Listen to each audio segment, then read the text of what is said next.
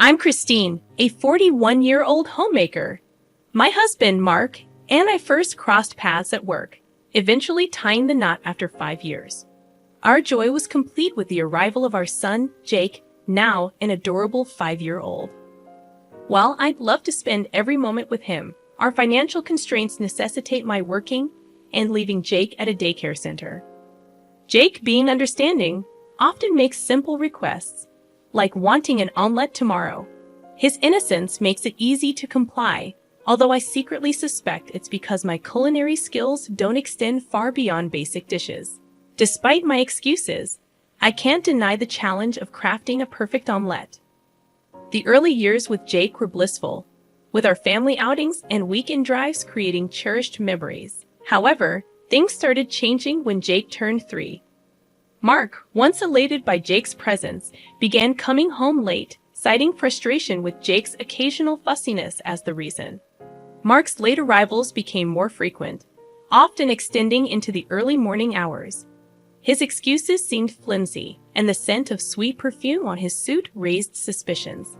Though bothered, I chose to ignore it, prioritizing Mark's role as a decent father when Jake was at his best. Fast forward 2 years, and Jake has grown into a lively 5-year-old. His vitality contrasts sharply with Mark's deteriorating attitude. Mark's impatience surfaces even for trivial matters, like a spilled cup of tea. Attempts to address Jake's behavior result in Mark snapping and refusing to engage with him. Conversations with Mark have become strained. His dismissive attitude toward family time and insistence on eating out instead of my cooking add to the tension. Suggestions for outings on his days off are met with resistance, as Mark prioritizes rest over quality time together. It's disheartening to witness Mark's persistent irritability, seemingly stuck in a perpetual fussy face. Despite my attempts to bridge the communication gap, our exchanges have devolved into arguments, leaving me to wonder if Mark will ever outgrow this phase at 40 years old. I once confronted him about his perpetual anger, asking why he was always so furious. As expected, he responded with his usual ire, claiming, "It's because you're useless, obviously. You're passing that on to Jake. I wish he turned out more like me."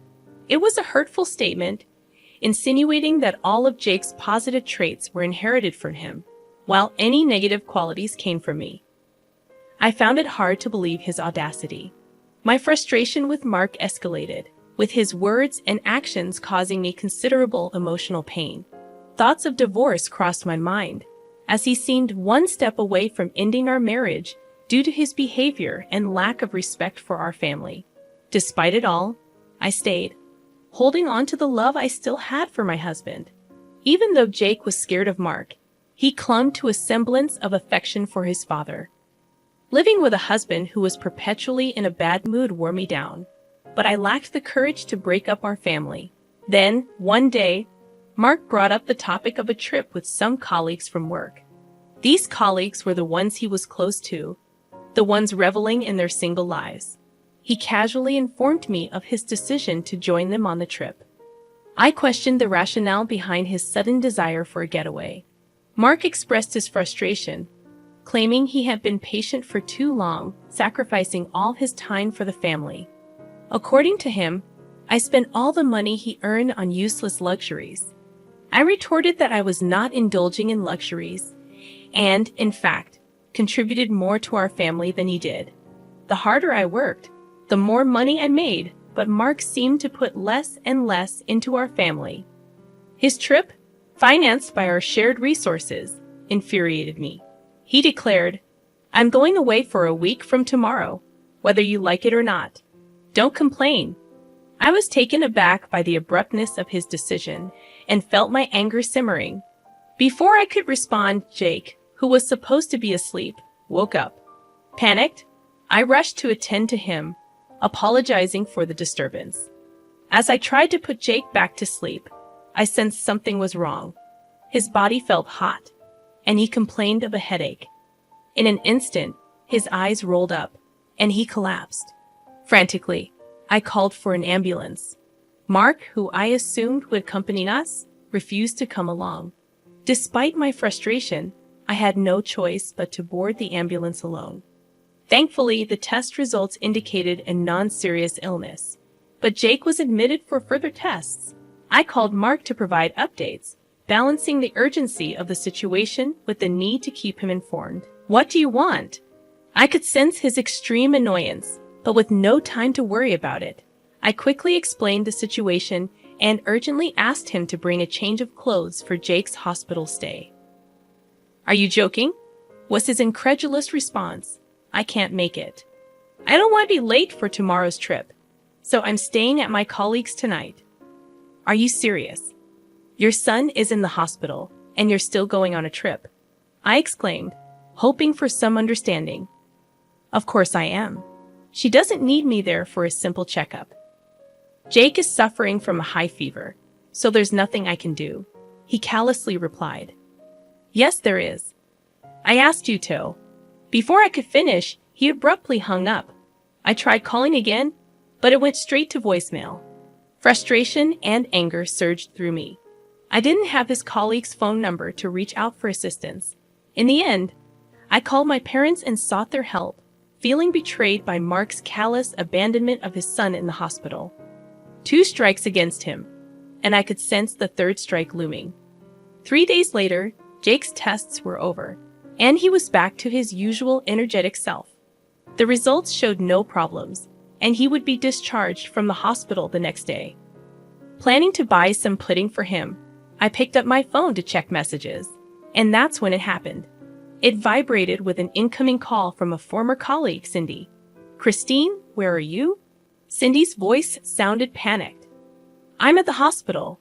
"Never mind that. It's an emergency," I replied, thinking it was related to Jake. "Apparently, your husband died in an accident." I couldn't comprehend her words. "What? This is a joke, right?" But her voice on the other end persisted. In a panic, I ran out. The shocking fact that my husband had passed away was hard to grasp. My colleague continued with more unsettling details. Mark was on a trip alone with a woman, and she had driven into oncoming traffic, colliding with a tree. There had to be a misunderstanding. Mark was supposed to be with his male colleagues. The thought that he could have been killed in a car accident with a woman seemed impossible. In a frenzy, I called my parents and urgently asked them to look after Jake, feeling overwhelmed by the sudden turn of events.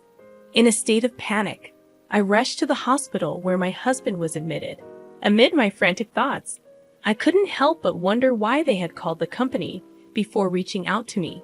Nevertheless, it seemed like the situation was not a fabrication, so I hastened to verify the details. According to my former colleague, the men who were supposed to be with my husband were safe. Unsurprisingly, they were not together. Mark hadn't even bothered briefing them about his fabricated alibi. He was with another woman. 3 strikes. 3 strikes. And it seemed Mark's actions had caught up with him. Doubts lingered about whether he had actually died, and I needed to confirm the truth. As I entered the hospital room, a rattle echoed. To my surprise, there was only one person in the room, undoubtedly Mark.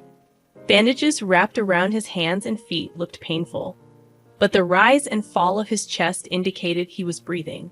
Cindy's information about his demise was incorrect. Mark was alive. "You're alive," I murmured, moving closer. Examining his slightly open eyes, he seemed a bit shaken. Maybe he hadn't anticipated the company contacting me so promptly. In his usual grumpy tone, Mark spat out, "Took you long enough. Your husband's been in an accident, and it takes you ages to get here. You useless piece off." "Well, good to see he's still his usual self," I interjected, noting his battered appearance. It appeared he had only broken his left hand and right leg, despite the wrecked rental car. "I'm glad you're okay," I told him, to which he replied, "You better take good care of me, huh?" He seemed remarkably fine. As I handed him a sheet of paper, I explained, "When I say I'm glad you're okay, I'm talking about your right hand. If you had broken your right hand, you wouldn't be able to hold a pen to sign this." Perplexed, Mark unfolded the paper, and I revealed divorce papers. Yes, I was preparing it, which is why I got here late. I know you're injured, so I'll just leave it here. Make sure you sign it. Are you joking? Why would I sign this? Mark protested. Wow, you told your girlfriend you were getting a divorce, didn't you? The reason you came home late every night was because you were with her. Was this trip a prenuptial trip too? Good for you. Now you can marry your sweet Michelle. How do you even know her name? Mark questioned. Because I spoke to her, obviously. In fact, before coming to your hospital room, I stopped by the woman's room. She was also in the same hospital. I asked for the woman who was in a car accident and immediately found her. Despite her injuries, she seemed better off than you. Her parents were in the hospital room too. I asked her to tell me everything. I explained, recounting my encounter with the woman. With her parents questioning her, she glared at me and said, "Let him go. I don't know what she sees in you. You're cold to your wife and kids. You don't pay your bills. You go out every night. And you don't care when your kid is in the hospital. The cheating. It's game over." Mark's face instantly turned pale at her damning words. I anticipated his defensive reaction, but it didn't alter my decision. No, she's just for fun, you know. You're the only one I love. Just stop here, Mark pleaded as I filled out the divorce form. Unperturbed, I suggested, even if you tear it up, I've got plenty of space. In fact, why don't I just call a lawyer for alimony and child support? It might be better. A sudden change came over Mark as he shriveled up and stuttered, "I don't want a divorce." Why not? I took a deep breath, preparing to say what needed to be said. Because, I began, you can spend your money as you like, play around with young women, have children to take care of you, and enjoy life while I do all the dirty housework. A wife at home for security and a girlfriend for fun. What a great life. But if you divorce me, that all disappears. Mark's mouth hung open, and he seemed to lose his voice. I continued, wasn't it your perfect life plan? Now it's ruined. You can make a new life plan with Michelle, or whoever you like, but my son and I will not be part of it. Just pretend you died and have a new life. After saying everything I wanted to, I turned to leave the hospital room. Mark pleaded, wait, in a pathetic voice, but I kept walking. In the coming days, I initiated divorce proceedings and hired a lawyer. The discussions included Michelle, who was discharged from the hospital. When Mark claimed he had no intention of divorcing me, Michelle became furious, resulting in a heated argument. Mark resisted signing the papers, claiming I had ruined his life. Despite their conflicts, the divorce became official, and I received almost all the alimony payment I sought. After the discussions, my lawyer and I left the room, leaving Mark and Michelle still arguing. I wondered about the fate of their relationship, but my apathy prevailed. I told them, I hope you have a lovely life together before leaving the room, possibly being petty. Despite everything, Jake and I had returned to a peaceful life, free from Mark's mood swings. Regret lingered about not divorcing earlier, realizing Mark's attitude had caused my son pain. Living with just the two of us, I understood that we were perfectly fine without Mark. In fact, every day became a joy. Despite this, I acknowledged Mark as Jake's father, allowing him access if he wanted to see him. Surprisingly, Jake showed no interest. After the divorce, I sent Mark an email confirming alimony and child support payments. His reply was laughable.